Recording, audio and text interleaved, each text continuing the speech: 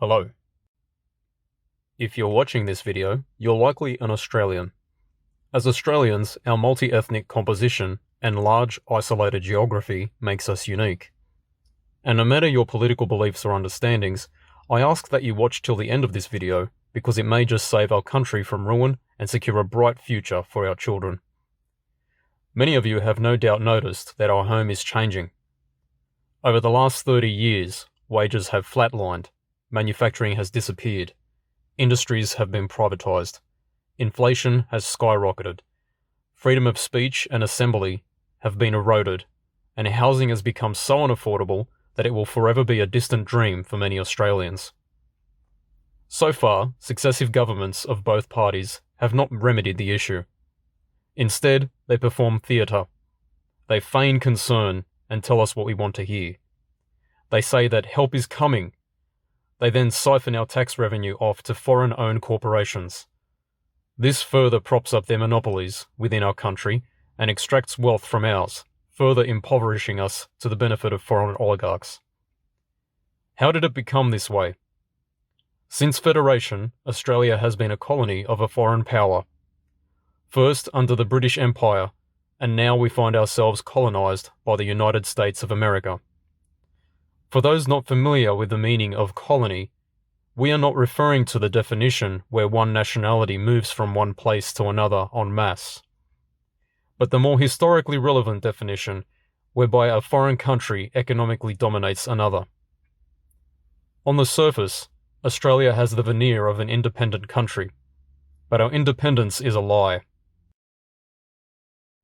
In 1986, then Treasurer Paul Keating stated that Australia risked becoming a banana republic, which is an economic phenomenon where a country would be ruled and looted by foreign companies to the detriment of all. How fitting, then, that when he became Prime Minister in 1991, one of his first acts was to privatise the publicly owned Commonwealth Bank of Australia. But the reins of economic power were not sold over to any domestic influence, no. Australia's wealthiest financial institution was practically given away to the United States of America. Today, the overwhelming majority of ownership over the CBA is exercised by American investors. What's perhaps even more disturbing was the fact that the Commonwealth Bank was the last Australian bank to become owned by the USA. Don't be deceived into thinking the banks are just another company either. The banking sector is a collection of financial institutions to which the entire economy and population must conform to. From families wanting housing, to politicians running for office, to businesses wanting a stable line of credit, the banking sector is the primary method through which unparalleled control over our country is achieved.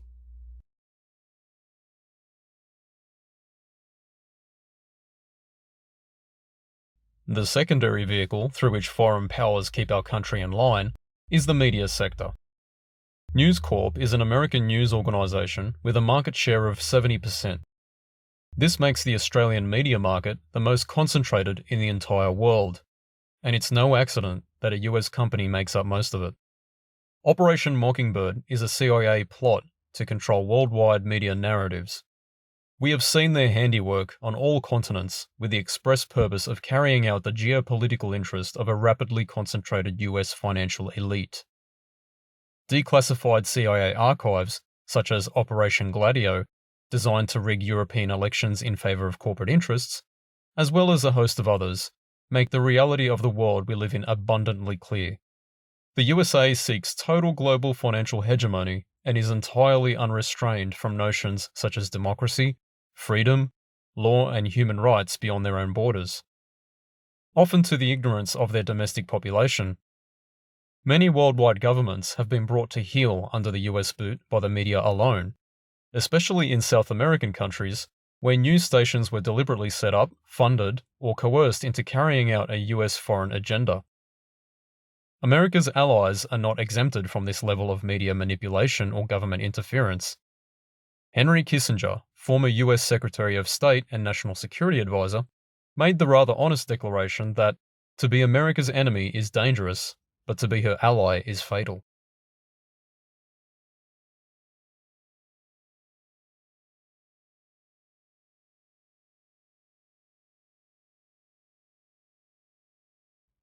Since Federation, Australia has served in wars at the command of foreign powers, often to the detriment of all.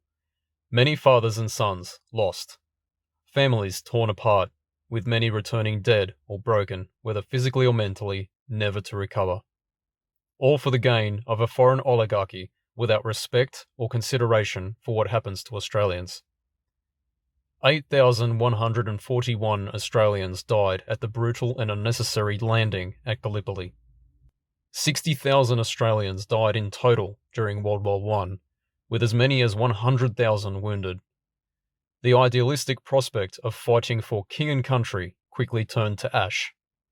Australians became a nation of cannon fodder, fighting half a world away where they had no reason being, against powers which posed no threat against their homeland. Since that time, Australia's leaders have gleefully jumped at the chance to commit yet more Australian fathers and sons to die in many wars, often for the benefit of a foreign power. Many at ECPI know former service members who often return physically or mentally scarred. And for what? So the United States of America can destroy and loot other countries like they do ours? We remember the deaths, the sacrifices, and the broken. We won't forget, because we remember those who are truly to blame, the United States of America. For a long time, there has been resistance to this subjugation. The Whitlam government, for instance, stood firmly against the Vietnam War as a barbaric adventure that Australians had no reason nor right being involved in. But whenever Australians stand up for themselves and their own interests, the real truth of our so-called allies is revealed to us.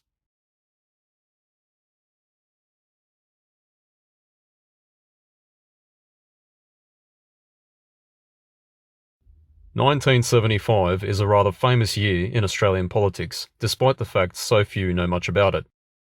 It was the year all Australian pretense to independence and autonomy was dashed.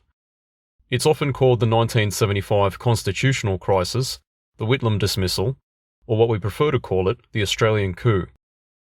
Prime Minister Gough Whitlam had the intention to nationalise Australia's mining industry. The overwhelming majority of Australia's mining sector was dominated by two Anglo-American companies, Rio Tinto and BHP, who transferred most of this wealth overseas. For those who don't know their colonial history, European companies would often set up shop in colonised land and begin mass extraction of resources at almost no cost. This would leave much of the domestic population poor and underdeveloped, while foreign oligarchs and financiers would make super profits off their hard work and labour by transferring that wealth back overseas. Africa, for instance, is the richest continent on Earth in terms of accessible natural resources, but it is also the poorest per capita for just this reason. When under the rule of the British Empire, Australia's internal affairs and economic policies were significantly less interfered with, and a far greater proportion of the wealth created through Australian efforts was enjoyed by Australians. But after World War II, Australia found herself under a new master, the United States of America, who many previous British financiers had flocked to. Very quickly, the few privileges we'd been afforded as a dominion under the Crown were stripped away, and Australia became an all-you-can-eat buffet for the USA and its supporters in London. Fast forward 30 years after the end of World War II, and we find ourselves in 1975, with most of the wealth Australia produces now being siphoned out of the country. The Whitlam government resolved to assert Australia's independence through nationalising what rightfully belonged to the country, its own national resources. It was only once the Whitlam government was in a position to carry out nationalisation projects that the treachery of the Crown, the CIA, and both major political parties was realised. The Governor-General John Kerr, in collaboration with opposition leader Malcolm Fraser, couped the elected government and replaced it with a US-compliant regime. And what was Whitlam's crime? A country asserting its independence over what rightfully belongs to it. History will remember John Kerr and Malcolm Fraser as traitors to their country. History will also remember Labor's subsequent leader, Prime Minister and known CIA asset Bob Hawke, as a traitor who collaborated to purge all dissent against foreign powers from the party after the coup. Australia's currency must be weighed directly to the value of its goods. Forgotten Australian hero Jack Lang, Premier of New South Wales in the late 1920s and early 1930s, threatened the Anglo-American control over our country by proposing such a prospect. Lang fiercely opposed the tying of the Australian currency to a foreign one, as all that would do would make Australia a crutch for a foreign power. But he was a firm believer in Australianism, an ideology that believes in Australian sovereignty and self-determination. Because of this, the man found himself attacked on every side. The British Crown was so threatened by Lang, they created the fascist street gang known as the Australian New Guard to threaten Lang's movement, calling him a communist. The Labour Party resented him and frustrated his efforts at every turn, expelling him from the party at one point.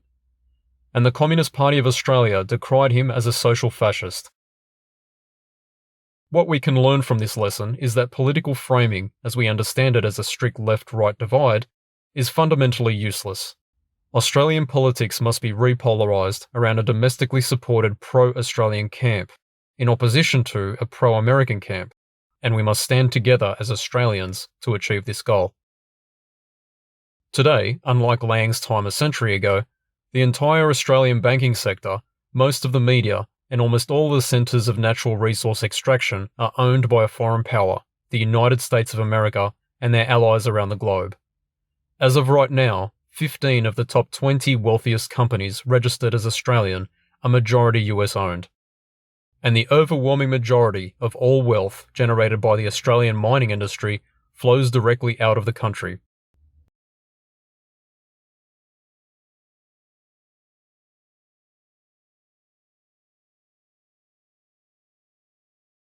The Pentagon and the US Department of Defense claim that at this stage in history, the most important tool they have is information and discourse control. You take away that power, and US influence within our country will largely collapse soon after. Right now, among your friends, families, and communities, it is more vital than ever before to bring up the US's ownership over our country.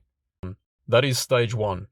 Stage 2 will be the repolarisation of Australian politics between the pro-Australian faction supported domestically and the pro-American camp whose entire support base will come from US-funded NGOs.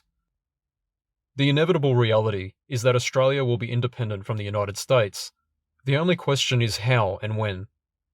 The interests of the Australian people and the US financial oligarchy are fundamentally at odds with one another, and something will eventually have to give. Our goal at the Eureka Center for Political Innovation is to strive for a quick and peaceful separation from the USA, for the long-term good of our countrymen. We ask that every Australian citizen stands up and does their patriotic duty to throw these foreign parasites from our shores, because if you don't, your friends, your family, your community, and yourself will only become more and more oppressed and impoverished by the United States and her supporters.